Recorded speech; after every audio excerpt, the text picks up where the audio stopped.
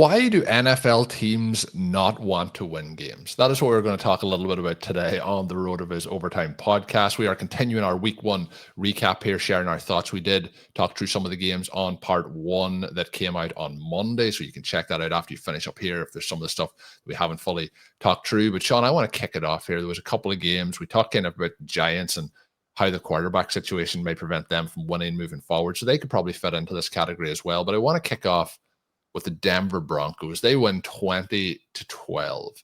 Not necessarily that they didn't coach a game that they wanted to win, but it felt like the players went through every possible scenario in this to almost throw this one away, from fumbles to, making just mental errors while they were playing. They do come out with the win. They get the 1-0 here to start the season. A kind of a tough day overall for Bo Nix. He has, he's 15 incompletions, so I'd say 15 is a lot.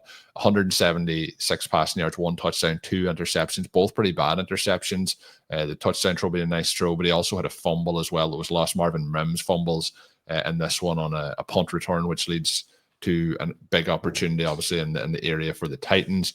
But Shawn, hit me with your thoughts here on the Denver Broncos and how easy it should be for them to fix these issues moving forward. Because the Titans lose by 8 points. They probably should have got absolutely blown out in this one. And that also makes me a little bit concerned for the Titans here as we work our way forward. There is some positives. I thought, Ayomanor finishes with a 2 for 13 line. I thought the way they tried to get him the ball with the 7 targets was pretty positive. What was your thoughts here on the kind of malfunctioning Denver Broncos that went on to win? One of the things that Ben and I talked about as it related to where the Dolphins were and also how the Colts were eating up a game was that in that contest, each team had 7 possessions. In this game, each team had 14 possessions, and the Denver Broncos still only scored 20 points. If you had told me that we were going to have 14 possessions for the Broncos and that they were not going to generate fantasy value for basically anyone that Shawn, that's half a field goal, a drive of points that they scored. It was not good. It was not good. You can use the Team Splits app to go through and look at past seasons and understand, where teams are in terms of points per drive. You get down in that 2 range, it's not very good. You get below 2 and you're like, this is a dysfunctional offense and a situation where the coach was probably fired. You get up in the high 2s or the 3s, you're talking about teams like the Baltimore Ravens, and they score almost every possession and you win. 14 possessions, the 20 points, pretty awful. You did have still a scenario here where the Broncos led 20-7 in first downs. And with that, you should have a bigger gap. But, Bo Nix played very, very poorly. He was frustrated at times with his teammates' execution. You can argue whether or not, letting the fans, when those of us casually at home sitting around could see the frustration and what he's telling his teammates, that could be looked at as good or bad. I think you have to put a lot of it on him. If he had come out and had this type of game early in last season where everyone was skeptical about his ability to be an NFL quarterback before he went on and had a good season from a win-loss perspective, from a touchdown perspective, they were putting his stats up early in the game, showing that he has some of the best rookie quarterback results in this category, in this category, in this category. He goes early in fantasy this year as a result, at least a little bit, because people realized that he's athletic. He actually didn't look athletic either. The scrambles were not good from him. We talk about how, someone like a Baker Mayfield, someone like a Michael Penix, that they maximized the physical gifts that they do have and made some of those running plays work. He would tend to get out there on the edge yesterday, have his guy apparently beaten and then not be able to do it, try and make a move, get tackled, not get the yardage you needed to keep the drive in a good sort of down and distance situation. That part was frustrating. He looked bad. And if this is a game that he had early in last season, all of the Bo Nix haters would have certainly been out there saying, see, we told you he can't play. And I'm sure that some of them are thinking that after this game as well, because it was a very poor performance. At the same time, they gave 6 carries to RJ Harvey, who went for 70 yards. They gave 16 to J.K. Dobbins, and they also used Tyler Boutte exclusively in the passing game. In some, you got to get him 6 receptions, Shawn, or 6 targets. You got to get him those targets. So you work through this, and it did seem to be a case where the Broncos were trying to outsmart themselves and trying to be too clever for their own good. They had some of those preseason games where Jarrett Stidham looked fantastic. You had the backups really dominating. The Broncos, I think, are very confident in their talent throughout their entire roster. They want to get some of those guys involved. That's fine. But as much as I think that Courtland Sutton is not necessarily an impact player, and that guys like Troy Franklin and Marvin Mims and hopefully even Pat Bryant can become bigger parts of this offense. You have Evan Ingram, who was probably like the most disappointing tight end in that elite-ish tight end group, where he only draws the 4 targets. They are pretty low quality. And then he gets hobbled a little bit near the end as well, but hopefully he'll be okay moving forward. And so, I mean, the Sutton 6 for 61 with a touchdown doesn't really jump out, except again in a week where people were scoring. We should be honest and pull this. I thought Courtland Sutton looked good in this. Like, I thought, like, for as bad as Nix was playing, I thought, I'm not going to be harsh on him, say he played the Adam Thielen role for what we've seen from Bryce Young last year, but like he made plays in this, not necessarily like that. We do be a little bit harsh on Sutton at times. I thought he looked pretty good. Shawn is not as convinced. It's important to have a safety valve target. It's important to have someone who can execute. Early in the game, where they were getting the ball to Troy Franklin, they looked more explosive, and then Nix made all of the errors, and they're almost back to trying to figure out, like, how do we win a game against the Tennessee Titans, where, I mean, Tony Pollard led the Titans in receiving with 1 catch for 29 yards. We had the 4 receptions for 27 to Calvin Ridley. You know, I gave Deebo Samuel a little bit of a hard time on the stealing bananas for his bad drops, but at least he came through with lots and lots and lots of points. Calvin Ridley, his hands have never been the thing for him, and that showed up with the Jaguars during that season, where he kind of failed there, and his excuse was, well, they were just using me on this one type of route that, you know, lends itself to kind of the quote prayer yard element, but really isn't going to maximize my gifts. You go to the Titans, you're playing with bad quarterbacks, you also don't look good, and then you play in this game where your rookie quarterback really needs you, and you can't catch the ball, you can't make plays. For Calvin Ridley to do what I think the Titans were expecting, what his ADP suggests, what I thought was possible, even as someone who hasn't really wanted to buy into him, you know, post the suspension and the self-imposed sort of moratorium, you simply have to play better. You can't have a 1 target to Tony Pollard be the guy who leads you. And as bad as they looked, Gunnar Helm was kind of interesting. I think he probably ends any hope for Chigakonkwo to emerge. Not that he himself is going to necessarily be the guy, but in a passing attack that probably will be this mediocre, you can't have a second tight end who's also out there and maybe as good as you are. I mean, I say that in the context of the game where Gunnar Helm only draws 2 targets, right? And one of them is the catch that gets overturned, again, for whatever reason. Not because it wasn't a catch. But again, even that in this context is bad. You mentioned Io Manor with the 7 targets there. You know, that portion of it kind of interesting. It's going to be different against some weaker defenses, but we did see last year when Jerry Jeudy put it on his old team that Denver is good, but they're not invincible. I just think the coaching situation with the Titans is weak enough that it's not a great environment for Cam Ward. We do see with the rookies this. Got to pull you on the coaching one as well, Shawn. I don't know if you've seen this, but there is a catch for Io Manor in this one that he comes down with his elbow in bounds. But after the game, Callahan said that the reason that they didn't challenge it was that, you know, an elbow down wouldn't be enough for a catch. But 1 elbow down overrules like 2 feet, so it was a catch. So at least the Titans coaching staff and head coach know the. You know, when we're looking at this book again, I have this book, Shawn, that I'm reading. It was one that might have actually helped them beat the Denver Broncos in a game where they picked up like 7 first downs. I have this book that I keep referencing, and that was a catch also. When we're talking about things that were 1 catches, catch.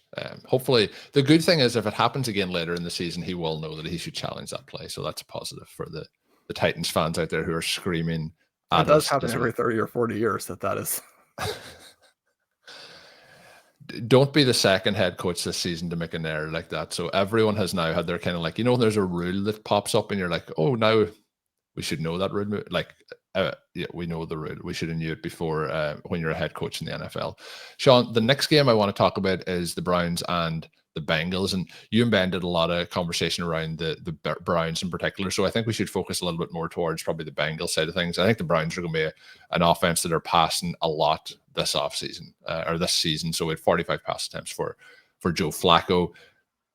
They moved the ball. They did what we kind of thought that the Browns would do. They also decided that they would try and help the Bengals win this by tipping, completable receptions for interceptions. That became a thing in this one. So there is 2 interceptions to Joe Flacco, but both of those, tipped by his receiver. One of them, Jerry Jeudy, is kind of on the ground, tips it up to a nice, comfortable height for the DB to catch and go that way. But at least the one with Jeudy. Now Jeudy played a poor game, but on that play, at least it was a heroic effort and almost. And he did make an effort. He dives for it and he goes to do it, but he dives in a way that he tips it up. About Jeudy skeptics are like, what could he have thought would happen if he doesn't have good hands and he dives for that? Because you're not going to catch it, but you could bat it up in the air. Bats it up like perfect kind of 6 foot range or so for somebody to just catch it. But the reason I want to talk about it is the Cincinnati Bengals. We've joked about this for a number of years, but week 1, ill prepared as usual. The one difference here, Shawn, versus previously, they come away with the 1-point victory. The Browns also, I mentioned the interceptions. The Browns miss a couple of kicks in this, one of them being a PAT, one of them a field goal. There's a few failed 4th down attempts as well for them. But the tip plays really were kind of what sealed it, the Tillman tip to seal it. But Shawn, the Browns held the Bengals to 7 yards in the second half. 7. That's like SEVEN. Sometimes, when you see a stat and they also need to write it in words after it in case you think it's a typo. It's the fewest yards in the second half by a winning team in the last 25 years. Cleveland outgained them 327 to 141 and had double the first downs. And obviously we mentioned there that Cleveland went on to lose this game. And it was also the second fewest yards per play for the Bengals since Joe Burrow was drafted by the team, following only week 1 in 2023. But interestingly enough, week 1 and week 2 are in 4 of the top 6 spots over the course of that time. So they do like to start the season slow. You joked about it on the previous show, but 21 carries for Chase Brown for the 43 yards and a touchdown for him, averaging the 2 yards per carry, 23 pass attempts for Joe Burrow. This is a game where, when we're talking about having somebody at arm's length, like we talked about there with the Washington Commanders, and you're saying, yeah, we have this game in hand. We don't need to pass it anymore. We'll run it. This game was never in hand. And I don't know. We get 5 targets to Jamar Chase. We get 4 to T. Higgins. This was pretty bad stuff. And I know Bengals fans probably wake up today and they're like, we won yesterday. But this was they get the win, Shawn, but this is I don't know if you can even call it a moral victory.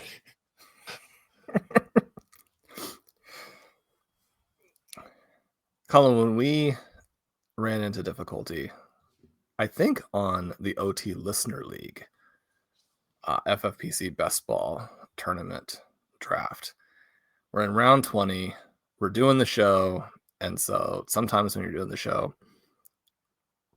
you end up frittering away a little bit too much of your time and then not being able to come to an agreement on the pick, or just you don't like any of your options.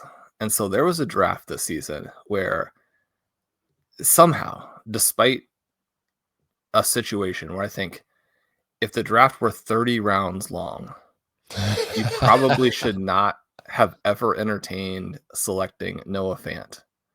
But every time Noah Fant caught a pass in week 1, that draft was the only thing I could think of. Noah Fant scored more fantasy points than Jamar Chase and T. Higgins combined. Is this meant to cheer me up? No, I'm just saying. Is this is Noah Fant? So we talked about Juwan Johnson in the previous show. Noah Fant is an old school, he's an old school RotoViz Overtime guy. What old school as in at the start of the podcast?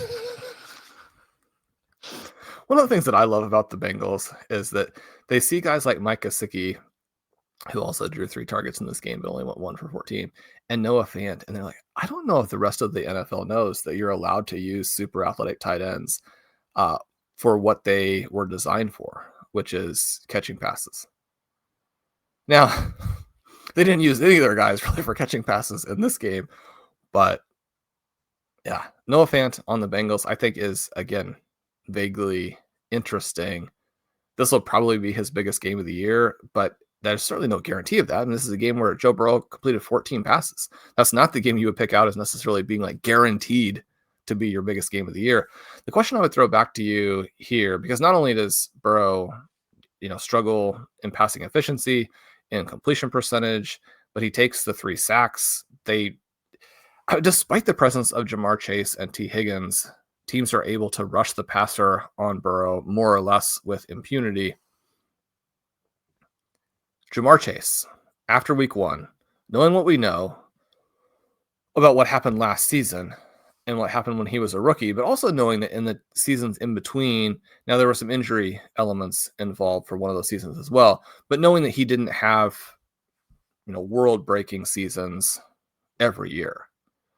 You get this type of game, you know that the coaching staff is one of the worst in the NFL, and you're staring at a situation where CeeDee Lamb looks like he could lead the NFL in air yards by 200 or 300 air yards.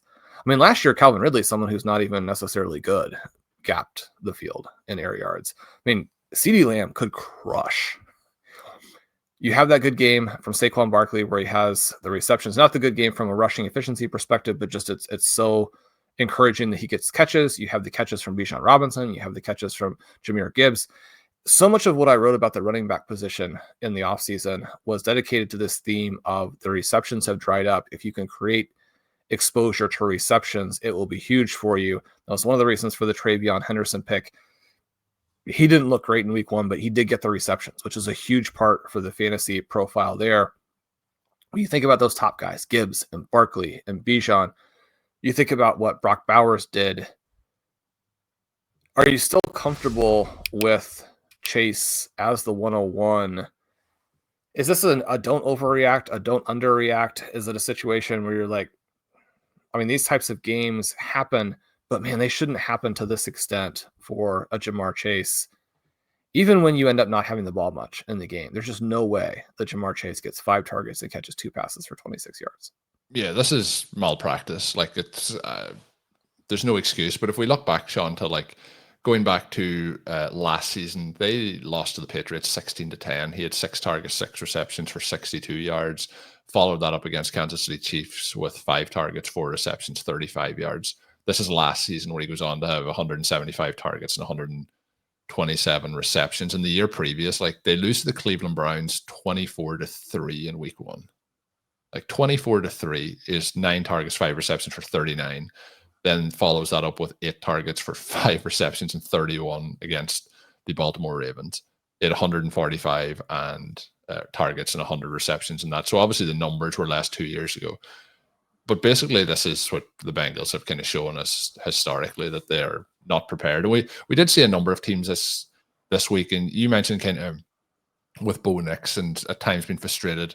And I could see that. We'll touch on the Dolphins in a moment with Tua, and he had some issues in that game, but there was times you could clearly see that players weren't in the right position for, the play they were about to run. And we've seen some miscommunications in games, and I felt like the Broncos really fitted into that, where some of these players aren't playing at all in the offseason, and then you're coming into week 1, and it's like, right, 100%, 100 miles an hour, we are playing in the NFL. And like some teams that they're able to do that, and some teams then it's like, we are so far off the pace. So the Bengals just tend to be a team that is so far off the pace. And I do think that it's a coaching issue. Ben mentioned, I think, on Stealing Bananas about the stories about them, playing the loud music in the mornings and waking people up. Like, I just think, like, come on with that sort of nonsense. How about you just, like, do the meetings, get ready, do the coaching, and then you are ready to play in week 1. So I guess I'm thinking, like, whether it's that the players, as the season goes on, be like, right here, we're going to play our way, and then they get better as it goes along. I'm not overly concerned. I do think if you were drafting right now and you were looking at like wide receiver 1, wide receiver 2, and this is Monday Night Football hasn't happened, obviously, with Justin Jefferson to kind of come into that conversation. I do think that you would probably go with CeeDee Lamb over Lamar or Ja'Marr Chase, but I think it's still pretty close. And I think by week 2, Shawn, we could be flipping the scripts and we could have like a 10 reception game for 170 yards for Jamar Chase. So, but historically speaking, I'd be waiting for week 3 for the big performance, because it usually takes them 2 weeks to get going. We will move on to the Colts and the Dolphins. And Shawn, I had a joke that I was going to set up about, the Pittman Manning Indianapolis Colts with a huge performance, but that wouldn't do it justice, because Daniel Jones and the Colts pretty much did something that the Colts have not really ever done historically, and they scored in every possession in this game. So 33-8, and you and Ben did talk about this, and I'll let people hear that and stealing bananas, but there is kind of some reasoning as to why the Dolphins, possession-wise, struggled to kind of keep up on this. But I was very impressed overall by Daniel Jones and how he performed in this. I thought his pass to Michael Pittman, while it was wide open, the timing and so on for that touchdown was a strong one. Pittman goes 6 for 80 and a touchdown on 8 targets. Tyler Warren, Shawn, we didn't mention Harold Fanning, but he had the 7 receptions. Tyler Warren also had 7 receptions. So they are both now the joint owner of the highest receptions for a rookie tight end in NFL history, co-owners of that record with the 7 receptions, but 7 for 76. He looked really good. The one part, I guess, that you'd be looking at, Josh Downs, 3 targets, 2 receptions for 12, but Jonathan Taylor, a little bit like when we're looking at a game like Javonte Williams had for the Cowboys, and you're like, well, Javonte Williams punched in those 2 short rushing touchdowns and has 2 touchdowns. Well, this is a game where the opposite actually kind of happened to Jonathan Taylor. Like, if this happens in week 3, we could have Taylor punching in those 2 touchdowns that Daniel Jones rushed in. Now, Daniel Jones may steal those all season long, but I do think that that's interesting to look at it, those kind of sliding doors as to who does get into the end zone in those situations. So I was a little bit disappointed to not see them go in the way of Jonathan Taylor, but I thought overall Daniel Jones ran this offense efficiently, and I think the kind of stuff that we talked about in the offseason is setting up to kind of come to fruition. Looking at the box score, people will see the 18 carries for Taylor for the 71 and DJ Giddens with the 12 carries, and obviously that looks quite close in terms of how the game played out. But a lot of that was when time was up and it was all over. The one thing I would say on that second Daniel Jones carry or touchdown, the game is kind of already out of hand, but Giddens did get a goal line carry before Daniel Jones punched that one in, but that was in the fourth quarter. So, but looking at the game up until the fourth quarter, it was pretty much all Jonathan Taylor in terms of the dominant in the backfield. The end result kind of filtered out a little bit differently based on the overall outcome. What was your kind of thoughts on the Colts in general, but mainly, Taylor, who was a second round pick, and how that played out? Well, the main thing was looking at this game and feeling like moving Michael Pittman to essentially must draft status in the last, couple of weeks was probably the right call. I mean, it could be that this ends up as one of his best games of the season, and his numbers are still mediocre, in part because Tyler Warren looks so good that you are going to have some target competition there. Josh Downs will probably get back up to full strength and also be a target threat in a way that maybe makes it a little bit tricky for anybody to have huge target volume in the offense. But I mean, Pittman playing last year with the back injury, playing with Anthony Richardson, I don't know that you have like a top 15 ceiling for him, but he was maybe the clearest example of a broken ADP that you're going to ever get in the last 2 weeks, when fantasy managers have so much information at that point at their disposal. The thing that I had kind of wanted to mention about this situation that it didn't get to with the Stealing Bananas was that when they decided on Daniel Jones instead of Anthony Richardson, one of the things that I read in a number of places, both in national media and Indianapolis media, was this idea that they were taking the lower upside option, that they were failing to give a chance for Richardson to actually come through and develop, and that by selecting Daniel Jones, Shane Steichen was essentially admitting that he can't coach, and that it was a dynamic where Steichen is not a good coach and can't develop quarterbacks. That all read to me very much like a misunderstanding of Anthony Richardson. I'm not saying that that there aren't universes in which a player like Anthony Richardson could not have become a good NFL quarterback. We know that that's possible. There are even a few examples of people being borderline in that direction who have hit. And from a fantasy perspective, when you hit with that, the upside is immense. But we suggested, and it could be that the Jalen Milroe picks are completely worthless. I actually even had some dynasty leagues where I just simply had to cut him, even after spending that late second round pick on him. But you want to take the risk at that price as opposed to the Anthony Richardson price, both as a reality team and as a fantasy team. And the thing that Steichen was saying, which is so clear after this game, and I think was clear before, was that, Anthony Richardson isn't just bad. He's worse than people think, and people don't think he's particularly good. And that Steichen himself is a great coach. If you feel like you can really coach and you have no chance to show that with the QB, you've got to go in the other direction. And so again, this contrast between Brian Daboll with the Giants and Shane Steichen with the Colts, and what we see with that, Daniel Jones is not going to be one of these guys who plays at the level of a Justin Herbert or a Patrick Mahomes or guys like that. And yet Daniel Jones, who in his own way was a little bit of a bet on tools as opposed to collegiate production, is someone who is athletic. And now with all of this experience in the background, and Daniel Jones has actually had a couple of years that were pretty decent. Now, pretty decent is not the standard you're trying to hit as an NFL quarterback if you're trying to build a team that's going to go to the playoffs and compete for the Super Bowl. But there's a huge gap between what he's accomplished and where he is and what type of QB he is and Anthony Richardson. And it was, again, just blazingly clear in this game. Now, the Colts are not going to always face a Miami Dolphins team that is imploding. They're going to have some games that are more competitive and plenty of games that they lose. They're going to have some games where the weaknesses that Daniel Jones has will manifest in ways that cause losses. But this is what you're looking for when you're Shane Steichen and when you have the weapons around him. And it's one of the reasons why the Colts became so interesting with Daniel Jones as the QB, because Jonathan Taylor is really good, because Michael Pittman is solid, because Josh Downs is one of the best slot receivers, because Tyler Warren could be a superstar. You even look at guys like Mitchell and Pierce, where there are certain drafters who want to take some shots on them because of the vertical component and how that can work in best ball. Those guys basically can't even get on the field. Say if you're Mitchell with Pierce, you can't draw the requisite number of targets because you have other good players in this offense.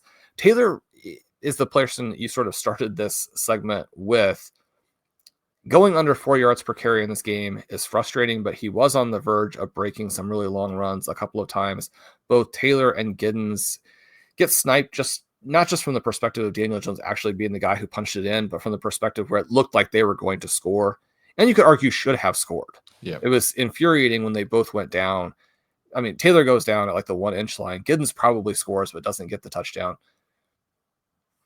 We've got Daniel Jones on a bunch of the early Superflex leagues. And so that part is very exciting. And he could be, stealthily the guy who determines those types of contests. He could be the Geno Smith play from a couple of seasons back when, you mentioned Drew Lock on the previous show. Him and Drew Lock were running wind sprints to see who would be the Seahawks starting quarterback. But Geno came in clutch for us that season in Superflex. We'll see what Daniel Jones does. Shawn, somebody who came in very strong and somebody who we were quite aggressive in drafting last season and those sort of formats was Justin Fields. And he came through in a major way here for the New York Jets, even though they lose in terms of the performance in week 1. I think the Colts could be one of those teams that people look back on in 6 weeks and they were like, well, we were clearly wrong about those. Going back again to that Seahawks version from a couple of years ago where the offense functioned and the players had a lot of fantasy value, but people didn't really feel that way prior to the season. But the Jets, if we look at, I thought the way this game started with Breece Hall and how he would, I just thought he looked the best I've seen him look probably since his injury. I thought he looked really good here. He goes 19 for 107. Justin Fields has 12 carries for 48. His 2 rushing touchdowns off that. Hall also had 2 for 38 on 4 targets. Thought he looked really good here. And then Garrett Wilson has 9 targets, 7 receptions, and then 95 yards and a touchdown. I mentioned on the previous show, he did have one, could have been an 8 reception, probably another 5 yards added onto that with a great hit by Jalen Ramsey that kind of ends this game as the Jets try and go to get that field goal to get back on top. But I think from a Jets perspective, we have to be pretty optimistic about how this offense functioned. we wondered, could Garret Wilson get there? Well, he certainly got there this week with the 9 targets, and there wasn't a huge amount then. Like Breece Hall has 4 targets, but there's like Josh Reynolds with 3, Tyler Johnson, Jeremy Ruckert both had 2, Mason Taylor had 1. Like it was a very condensed, passing attack, but obviously Garret Wilson was a massive part of that, which was great. It was great to see him and Hall get that work. So I guess on the Jet side of things, like Aaron Rodgers had 4 passing touchdowns. Some of it, good. Some of it potentially, if we look like through the numbers in terms of the big plays, we'll see how that bears out over the course of the season. But a strong overall performance from him. But let me hear your thoughts on the New York Jets here.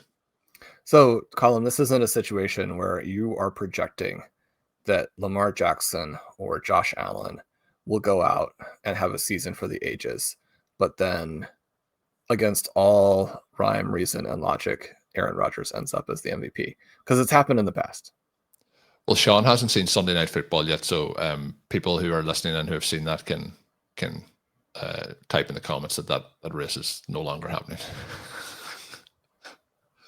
Rodgers had 4 passing touchdowns in this, Shawn. Both quarterbacks outplayed him in that game. So you're in for a treat when you go to watch that one when we finish up here. I thought this was the best Rodgers had looked. I think he wanted to get out there and get it against the Jets, who I think he felt a little bit hard done by last year, even though they kind of gave him everything he wanted. And that, but I thought overall, just the way they worked things in here, I thought there was a little bit of I guess we'll put it on Arthur Smith. There was a little bit of Arthur Smith to this offense. Yeah, you have Calvin Austin looking interesting as one of these week 1 guys, where that one probably is a mirage. But again, you have to pass to somebody, right? So both DK Metcalf and Garret Wilson were interesting plays in that the offenses were probably going to be bad. They were coming off of very disappointing seasons. We had reason to doubt the previous beliefs about where their baseline talent was. And then you come out in this game and both offenses are magical, certainly by the standards that most NFL teams set in week 1. And suddenly the situation is, well, even if these offenses end up being low passing volume, you would expect Wilson and Metcalf to have such extreme target shares that it could still potentially work. Now, I would point out that Metcalf's target share, when you're looking at Calvin Austin, when you're looking at a Jonnu Smith, when you're looking at someone like a Pat Fryermuth potentially being a little bit more involved going forward, when you're thinking about the backs potentially drawing more than the 5 targets that Warren and Gainwell drew, I mean, Metcalf is probably still pretty difficult at the price that he was drafted at, which again is a discount to previous prices, but a discount to previous prices doesn't mean that you got a discount if the discount should have been larger, right? If it's still poorly calibrated, a discount to past doesn't really help you. With Garret Wilson, they have so little other than him that, I mean, you could be looking at a 31-32, you could be looking at a 35% target share, at which point, even with the low passing volume, I mean, this is a game where the Jets scored more or less at will and Justin Fields looked great, but there were only 22 passing attempts, and there will be games where there are fewer. So it's still going to be tough, but I think that you get excited about this. Did end up drafting some Garret Wilson shares in the mid to late 4th round down the stretch of draft season, in part because this outcome was one of the things we talked about as being maybe not the most likely, but a very real scenario that at a certain point didn't seem like it was being priced in fairly. Certainly wish I had a little bit more Justin Fields. He was somebody that we did discuss as potentially being a league winner. I mean, this is a game where he still only throws for 218 yards and a touchdown, and you're not going to get those 2 rushing touchdowns every game. So I did think those, like passing wise, like this was a strong performance. I know we look at Fields and we talk about like the rushing aspect of it, but I thought overall, like he completed some passes in this that in previous years. I don't think I think he's improving still as a passer. And you look at Breece Hall as well, where the thing I kept coming back to with him is that there are so many reasons why he's not really draftable, even at the discounted prices. And yet you do have to be aware. And when you're passing on him, you have to be comfortable with the fact that Breece Hall offers so much of the same thesis or a similar thesis to Saquon Barkley in 2024, and you're getting it even much less expensively than Barkley was. And in this game, we got very close to that. And essentially what kept him from doing is he didn't get in the end zone, but very easily could have. He looked shot out of a cannon. Yeah. And so if you're looking at the guys who could have a lot of touches and could lead the NFL in yards per carry this year, Breece Hall just zooms to the top of that list, where averaging 5.5 yards per carry, very, very possible. Averaging 6 yards per carry because you break even more long runs, possible. He also, it's frustrating to me that he's not in an even much more perfect offense for him because he's such a good receiver. The Jets over the last several years really tried to force him into a role that he's not a fit for because, again, in so many ways, he's similar to Barkley and similar to Jonathan Taylor in that those three guys all have crazy size, speed profiles, but none of them really run as big backs. And so if you take the three of those guys and you ram them into the line and say, go hit the line and break a bunch of tackles, you're wasting their skills. They're speed backs. They're big play backs. All three of them look like they will have space to run in 2025. And that's fun. I mean, you want to see the best backs have an opportunity to do superstar things. It appears we're going to get that with this version of the New York Jets. On the Pittsburgh side, last thing, somebody we weren't like drafting ourselves, but obviously we're looking at some of the rookies. Caleb Johnson had 1 carry for -2 yards in this, no targets. Surprised at how the usage, obviously Kenneth Gainwell at 7 carries, how the backfield shook out here in this one. I guess not surprised after they had kind of foreshadowed this. It is disappointing, and it is one of those elements where it's frustrating as a fan of the Steelers, and I'm not a fan, but for fans, you're looking at this and you've got to have a plan with your draft picks, and you need to understand what your coaches want, and you need to understand the types of skill sets that are going to work. You can't be burning day 2 picks at the running back position unless you believe that player is an impact player. And if you believe that, you've got to get him going a little bit. I mean, it was infuriating to see how little RJ Harvey was used in Denver, but even that still easily trumps the situation we have now here with the Steelers, where you have a young back in Caleb Johnson. In many classes, he would have been a star. The argument that we made in the RotoViz rookie guide and then throughout the offseason is that in this class, he was probably pretty overvalued, that the Steelers shouldn't have drafted him where they drafted him, and the fantasy managers shouldn't be following their lead and drafting him there, in part because the Steelers have a way, and Arthur Smith has a way, of destroying running back value despite superficially appearing to be good for running backs. I mean, this thing with Kenneth Gainwell is pure Arthur Smith, both from the perspective of destroying value by using too many people unnecessarily and by playing inferior players. So both of those things are just right out of the Arthur Smith playbook. I just don't think that you can do this organizationally. The Steelers are incredibly well run. It's one of the reasons that they continue to have winning seasons despite not having good quarterback play from the point in time that Ben Roethlisberger sort of aged out, and then obviously played multiple more years after that, and then the quarterbacks after that have not been successful. They continue to win because top to bottom, this is a great organization. This pick for an organization that's this good is weird. And their decision then in week 1 to approach it this way is also unfortunate. And we say that with no shares of Caleb Johnson, but just it doesn't track. It's not the right way to approach it.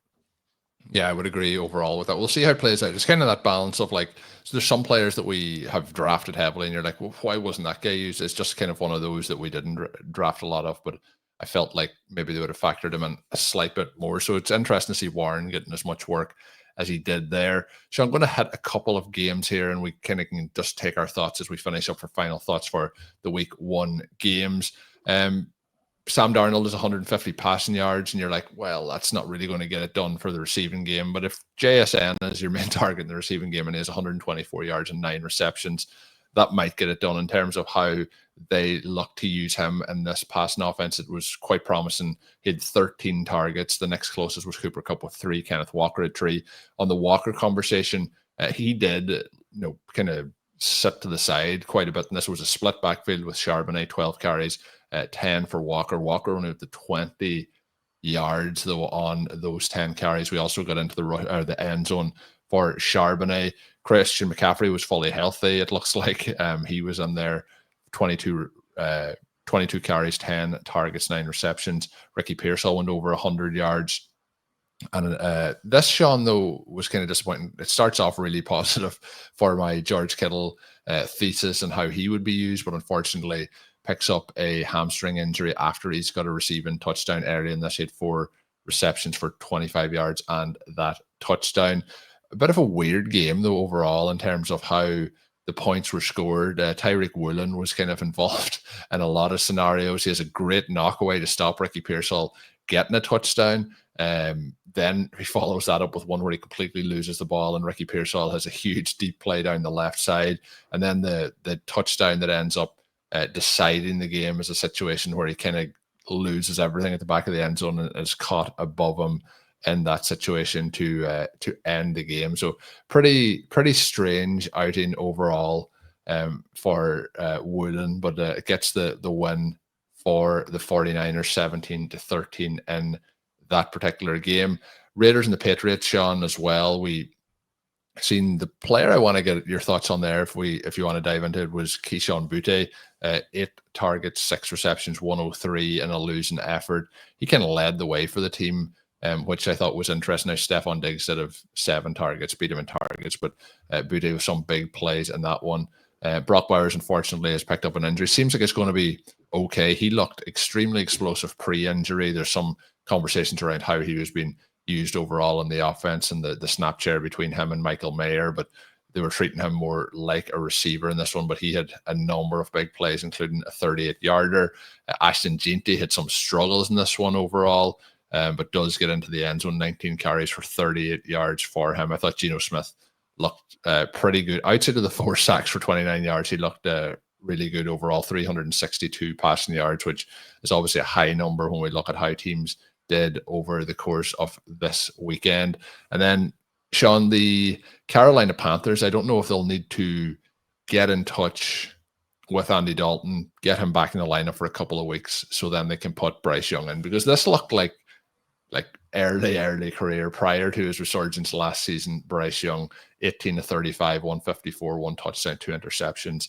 It didn't look good. Running game didn't look great for them. 25 total carries for 113 total yards. I thought McMillan looked pretty good. 9 targets, 5 receptions for 68. A couple of really nice grabs in there, but nothing else really happening here for the Panthers in that passing attack. And on the other side, like I'm taking some shots at Bryce Young there. I thought Trevor Lawrence looked pretty poor in this. 178 passing yards, 1 touchdown, 1 interception.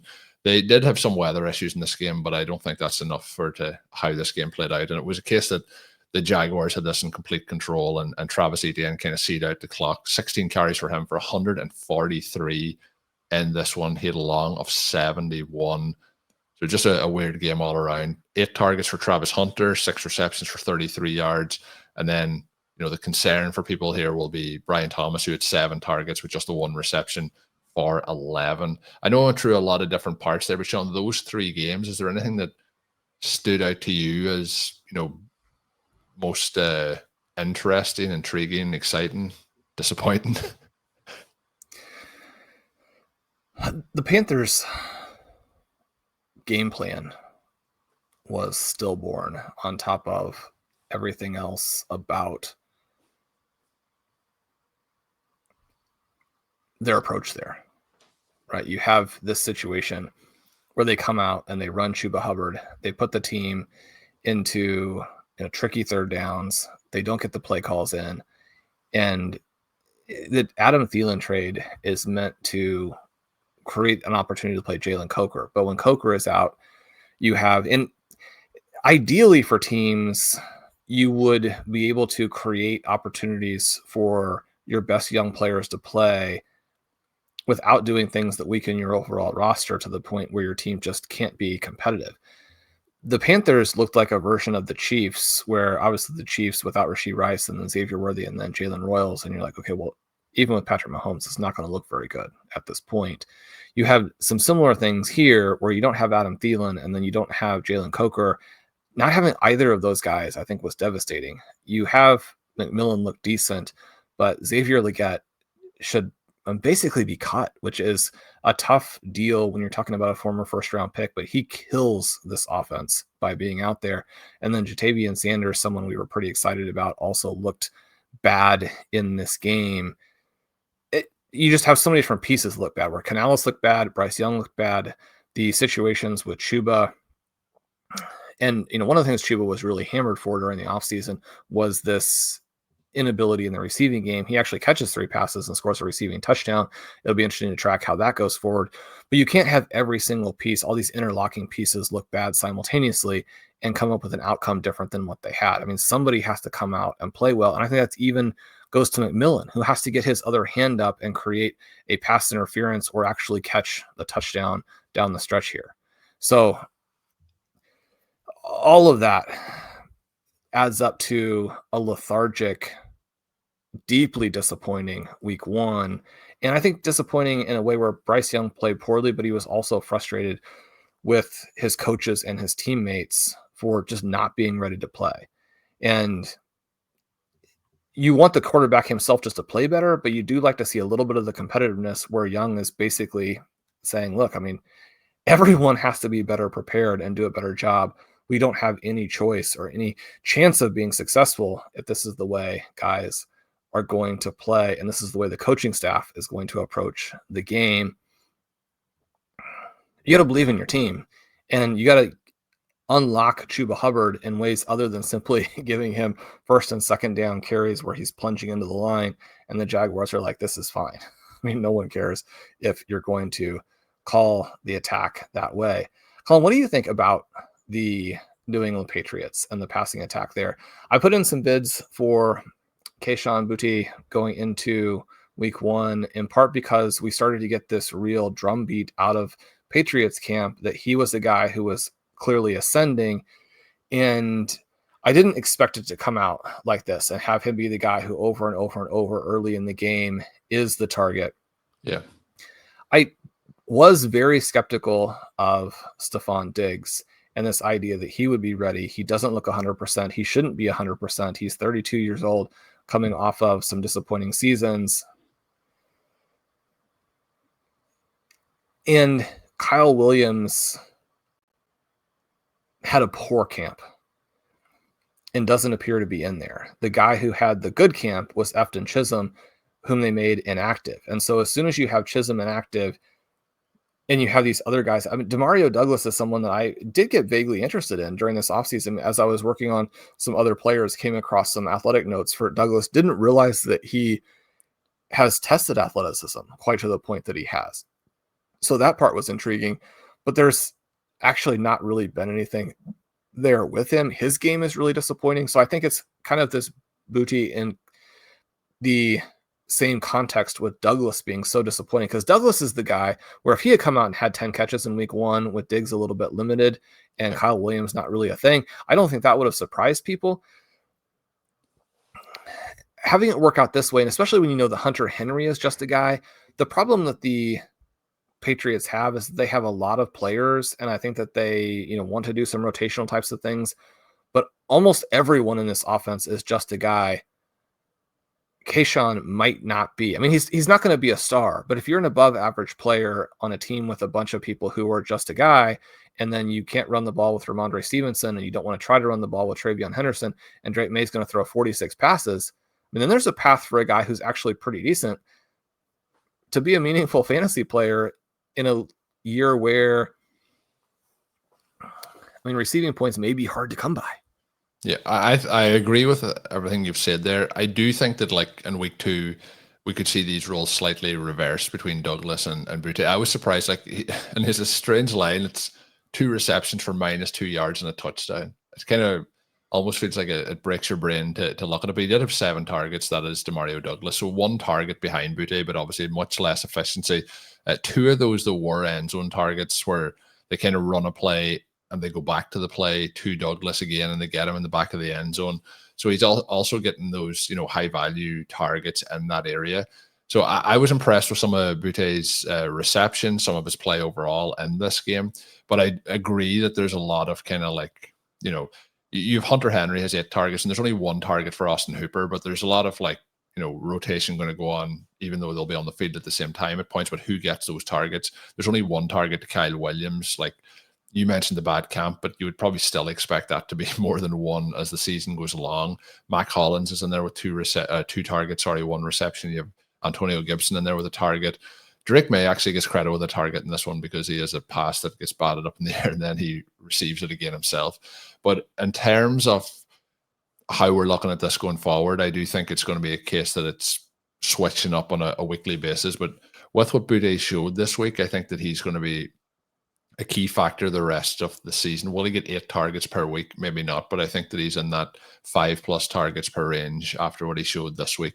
And I think, like we did see, Douglas was in the same category, and I think they're going to be the 1A, 1B of this offense. And if you do get situations where there's 40+ pass attempts, like we talked about with the Browns, that there can creep up into the 8 to 10 target range, which can become obviously very valuable, as you mentioned, with how the wide receiver position may look. And we talked a lot last year about how the tight end position looked early in the season and how the elite tight ends were performing or underperforming at that point. And by this end of the season, that had all balanced itself out.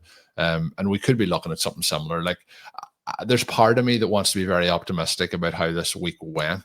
And my point earlier on some of the teams just not being ready for week 1, and then players not playing in the preseason, and then there just been some things not clicking for these offenses. And that as we go through into week 2, week 3, we start to see offenses improving and having success against the defensive structures that they face. So that's me trying to be optimistic that I think that's the direction that these things are going to go.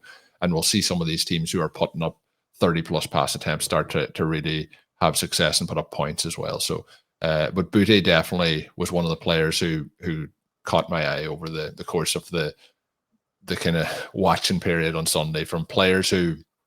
So would you be bidding on him at a meaningful level, trying to get him for week 2 or for the rest of the season?